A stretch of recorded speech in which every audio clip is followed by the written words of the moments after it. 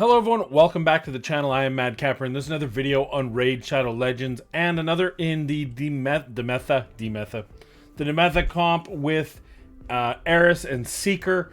It is a variation of the Fu Shan, the Myth Fu composition, but instead of using Fu Shan, we're bringing in these. And this is just a recap of the bottom three. Then we're going to talk about, like I did in the previous Demytha video, I said, hey, let me know what champions you want to see run. Well, I have run all of them and a few more. I'm going to do this a little differently. Normally, I'd go through each comp, but that's going to take way too much time. So what I'm going to do is I'm going to go through this base comp. We're going to run this key with Dark Kael, which is the last champion that I have to test. And we're doing it with Venus, and then I will actually bring up screenshots of the final results of some of the other champions that you had asked me to do. I'm not going to show you the full stats of those champions. Just know, just like these ones, they were min-maxed. I went to Hell Hades Optimizer. I pushed the limits of that optimizer to find the best gear I could put for each and every champion as I tested them. So when you see, for example, Dark Kael here, I hit him at 6115 attack, 192 speed, 245 crit damage, 236 accuracy. I did that with all champions to make sure I could push every last piece out of it. The one caveat is I couldn't take any gear from my actual clan boss team because it's just too much of a silver drain. With, I think I did 8-9 different tests. So that could have been 30-40 million in silver just swapping gear. So that's not really fair to me. I still did swap a lot of gear, still spent a lot of silver, but just know that I am min-maxing all of the champions.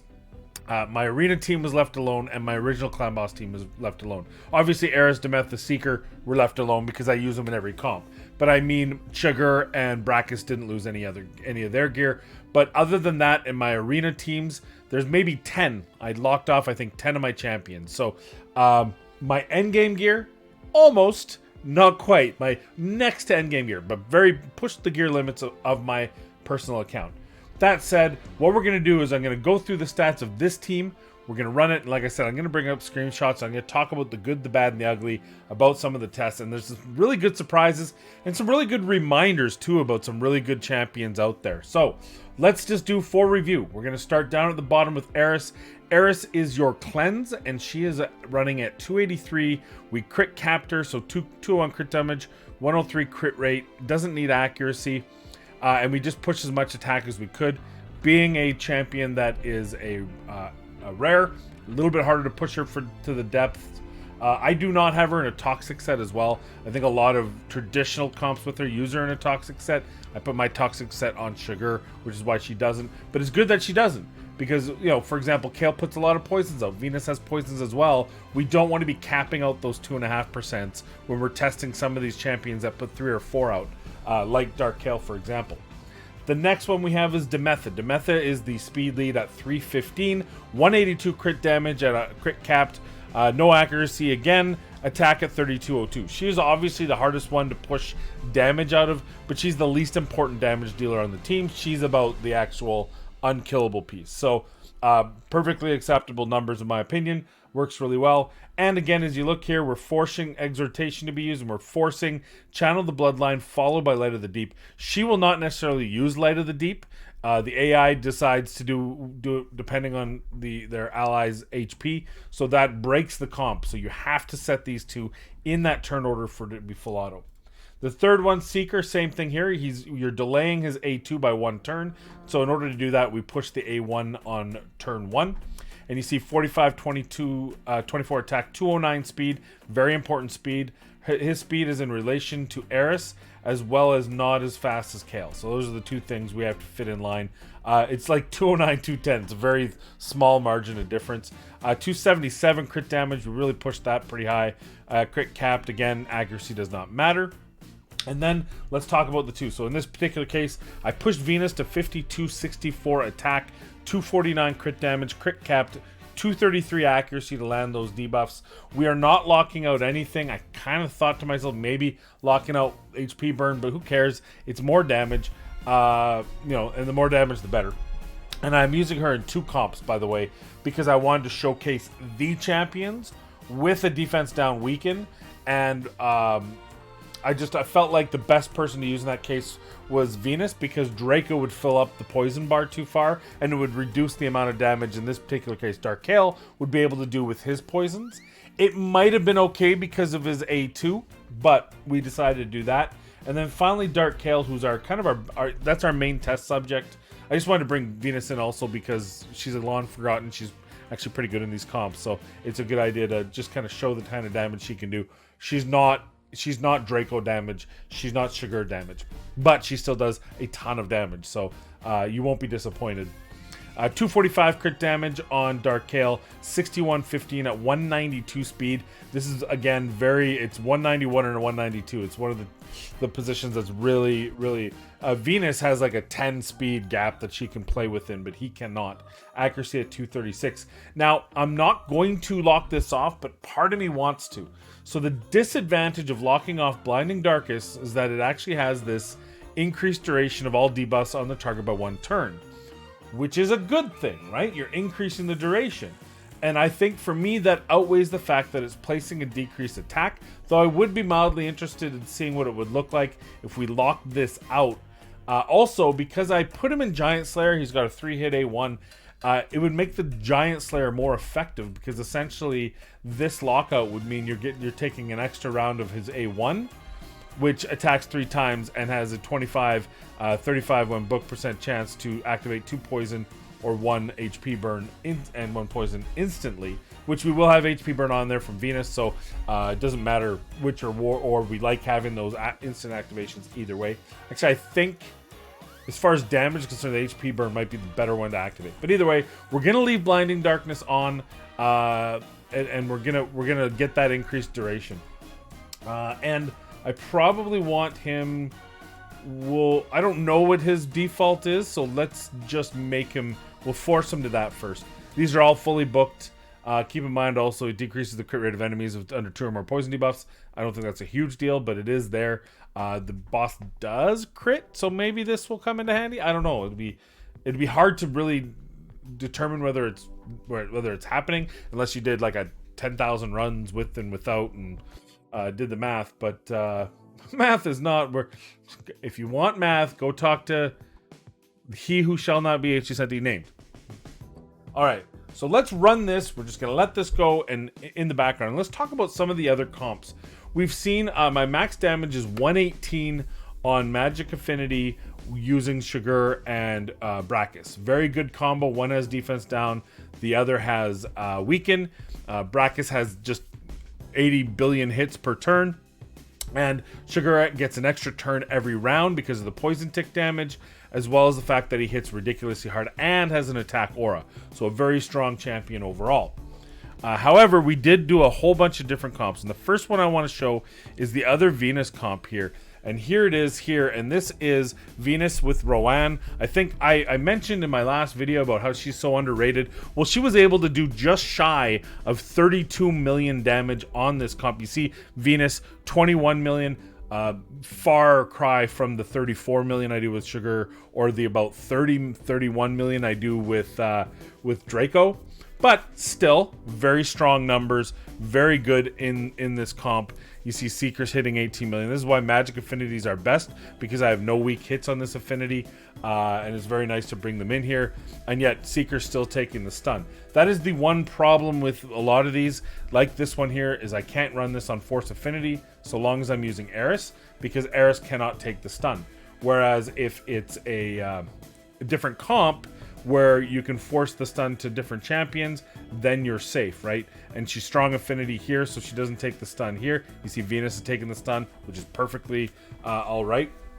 Anyone can take the stun, but Demytha can't on the first stun, and Eris never can. If you have Tahanarok, that opens up a whole new ballgame, because she's Void Affinity, and she cleanses every turn, much like Doompriest does. So in that particular case, it doesn't matter. The only one who can't take the stun is Demytha, and because she's Neutral Affinity, it doesn't matter what combination of champs, you should always be able to protect from the stun. So just keep that in mind. I don't know what Tahanarok's damages would look like, but as far as compatibility, much, much better. So anyway, 92.76 out of this, a really good comp. You could probably push the damage even higher with the Draco. The problem is that Rowan would lose a little bit of damage. She was doing near 200k on her A2. Like, there's a lot of damage about her. She can hit really freaking hard, so do not discount Rowena Venus. Next, Kutraxia. Now, Kutraxia was the closest damage. This, because I didn't have a Force Affinity, I think we did it Force Affinity Clan Boss, which is an okay one for me, but it does lower Seeker's damage a bit, so the total damage dealt. This is the closest and probably better than Brachus. The problem with this one is, even though Kutraxia absolutely melts, look at her, 34.4, Shigur with 38 million, absolutely crushing the damage there. The one problem with Kutraxia is because she gets an extra turn, you have to manual the first 5 turns. Any champion that gets an extra turn that you're using that, in that slot, you have to manual to turn 5. Once all the turn orders are set at turn 5 and beyond, after turn 5, then you can auto it, and it doesn't matter that she's taking the extra turn. Technically speaking, this should also work with Relentless Gear, but because you can't force or Relentless Gear to work or not work, you'd have to just keep RNGing it until you got a run where, you know, Relentless didn't proc until after turn 5. So not really worthwhile doing, so just keep that in mind. You're probably out of luck for Relentless, but yeah, Cruetraxa, very strong. If you have her and you want to put out the north of 100 million damage, yeah, sure, you can absolutely use her. She was one of the highest totals for damage. She was close to 6,500 attack in this particular one with 268, I believe, crit damage. So I was really able to min-max her because her stats are so strong that you can just push that number. Plus, keep in mind, she's getting the aura from Shigur, which absolutely makes the numbers that much bigger. The most fun was this one here, which was Delver, who came just shy of 100 million. Just shy. Look at her with 27.5. Shigur with 35. Keep in mind, that's 27.5, and she is only getting a defense down because I really wanted to use Shigur with her. I felt like this is a nice combo, but you could put anyone who has a defense down. Rosin, for example, you fused Rosin, you bring Delver in, and that's a pretty free-to-play friendly composition, other than the stats might be a bit rough. But I really liked what I saw for damages there. Was really impressed with what Dervish could do. Thanks for that suggestion. That was really cool.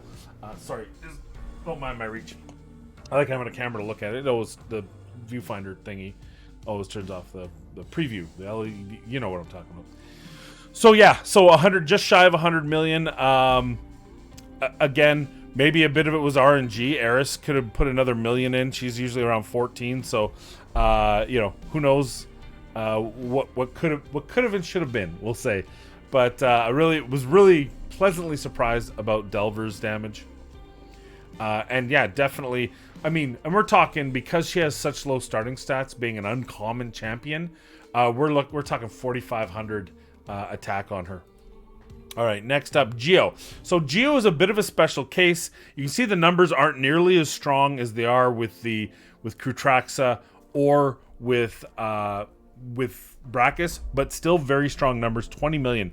The problem here, and I believe this was a magic affinity boss. Actually, you know what? This might have been a weak affinity boss. So the advantage of Geomancer is because his major damage comes from his HP burn.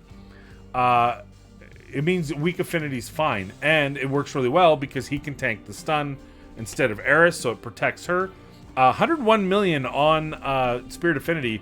It's a really good number. It's a really good number. Brachus would do about 22 million, so it's very close. Geo is limited in block damage because he only gets one instance of that Reflect. That Reflect is where that insane damage with Geo comes from. And in block damage comp like this one, he's actually not taking, no one's taking any damage. So he is reflecting, he's getting the HP burn, and he's reflecting once back. And I don't know why that mechanic works the way it does, but you'll see when you run the comp, there's a bunch of zeros after, and that's all the additional reflect damage. Boss gets multiple hits, right? So it's only reflecting back the one time, and I'm guessing that's the hit on himself, but it's not reflecting any ally damage back onto the boss. So still works because he still gets that one, but definitely underwhelming compared to what he can do in unkillable comps, where he is taking damage and therefore is reflecting a ton of that back. But still, very good option, very good free to play option, right?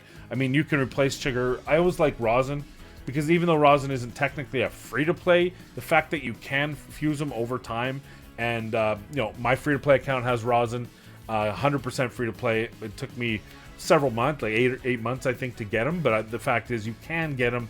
You get more shards now than ever before, so there's no reason to think you couldn't make this comp with Rosin, and you'd still be doing a good amount of damage. And I'll show you in a second. We have a Rosin comp right after this, and this is another one of my favorites coming up here. The reason why I like this one so much is because it brings back an old favorite that I think everyone forgets about, as well as brings in Rosin, which everyone always talks about. Disappointing Rosin numbers, but look at Occult Brawler. Occult Brawler, remember, defense down weakened from Rosin.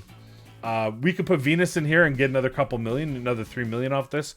We could put Draco in there because Occult Brawler does not fill the poisons all the way up. So Draco with Occult Brawler would do some pretty ridiculous damage.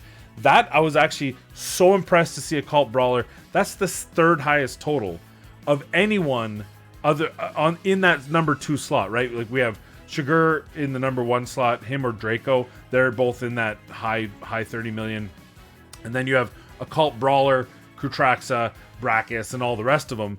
And Occult Brawler only beat out by just barely by Kutraxia and by Brachus. And Brachus is hit or miss because a lot of his comes from his Giant Slayer procs. So an unlucky round and he could be less than that. Occult Brawler, it's a War Master proc, and it's just his poison. So man, huge numbers. Again, this guy only like 4,500 attack because of how he's got lower attack. He's an HP based champion, but his damage scales on attack makes no sense. But in this particular case, great numbers out of him. I was so happy to see Occult Brawler put those numbers out because he has long been forgotten as one of the staples of the clan boss world, and to show that you just give him those defense down weaken and let him do the rest. He's gonna do big numbers for you. The next one we want to bring out is Venomancer. So Venomancer was a little bit underwhelming on damage. Venom Mage, Venomancer. I think that's Dota. Venom Mage, 22-4. That's kind of Venus level damage.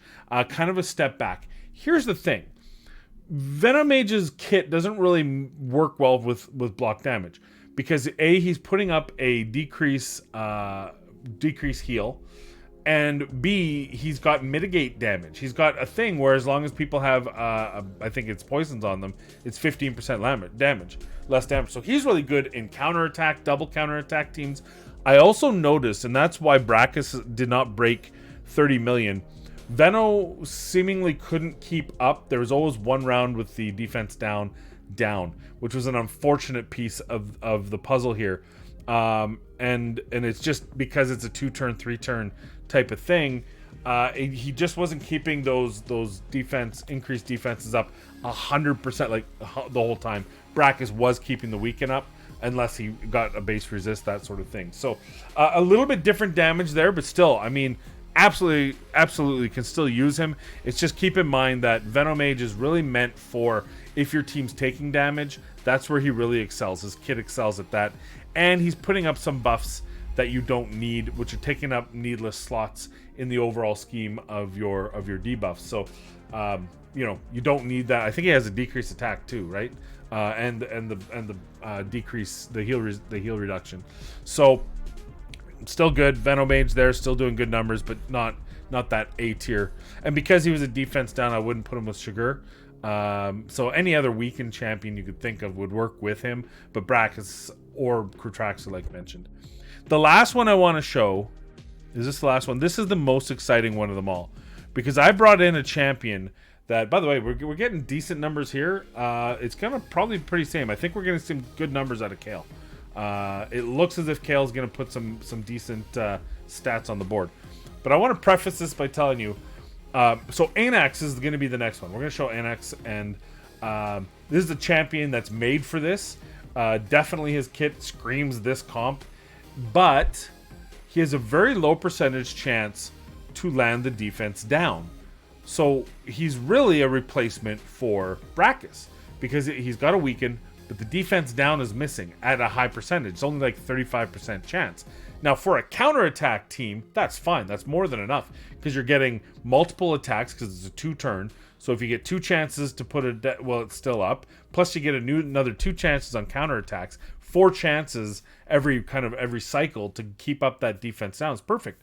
But we don't have counterattack here. And we actually don't have anyone getting the counterattack for losing health either, the mastery. So that makes it a problem keeping that up. So I had to figure out what champion I could bring in with the defense down. And on a whim, I brought in Bonekeeper. And she hit just shy of 30 million damage. I'm telling you right now, Bonekeeper's damage is disgusting. She is hitting, that is nothing but her damage. That is, it's not multi-hits. She's not getting Giant Slayer, Lucky Bull. She does have War Master, as every champion would in Clan Boss. But she was doing work, and it was so impressive. She was doing 350,000, I believe, on her A2, and her A3 was hitting 140,000 times 2.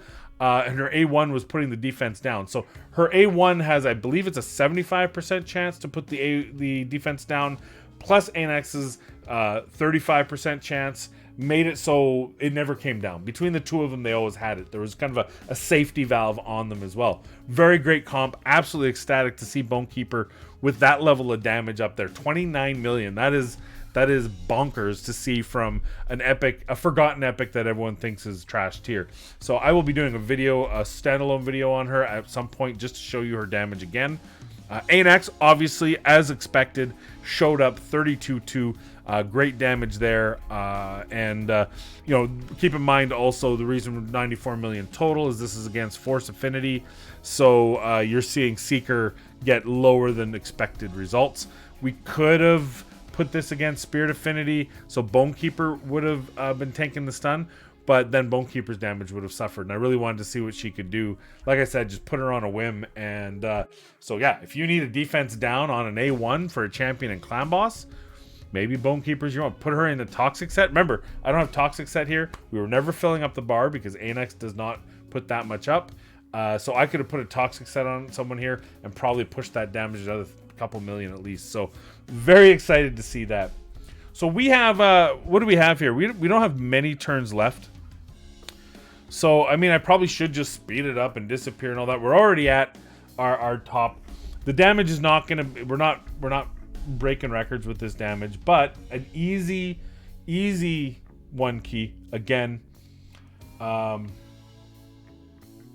be curious to see. I'm excited to see what Kael does. Maybe we will fast forward it just to shave a couple minutes. We're at 22 minutes, so let's speed her up.